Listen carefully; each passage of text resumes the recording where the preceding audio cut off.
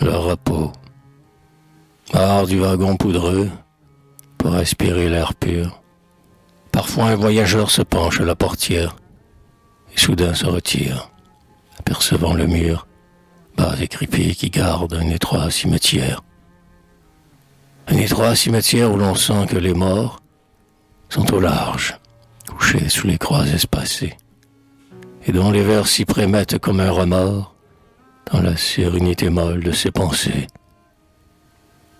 Cet aspect grave, au lieu des guet-apens mouvants, que cherchait son regard, le gêne.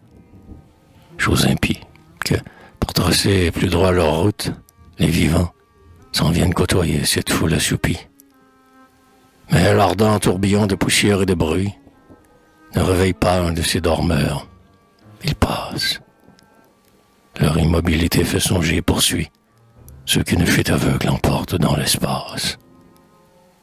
Le grand repos des morts dit aux voyageurs là: frères impatients, pourquoi courir si vite?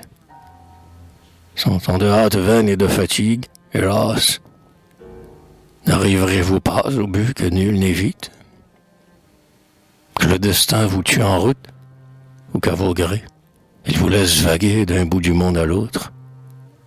La place importe peu. Bientôt vous dormirez, comme nous, d'un sommeil aussi lourd que le nôtre. Et lui, le voyageur, pourrait dire à son tour: sédentaires amis, certes, je vous envie, pour n'avoir pas connu la mer et 20 séjours, des villes, dans la mort non plus que dans la vie.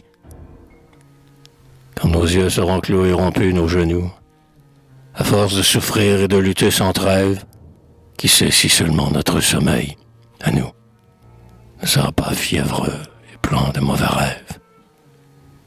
Et de même que dans nos faubourgs populeux, nous allons, coudoyés par la foule des rues, nous subirons encore, à l'ombre des ifs bleus, la promiscuité funèbre des cohues.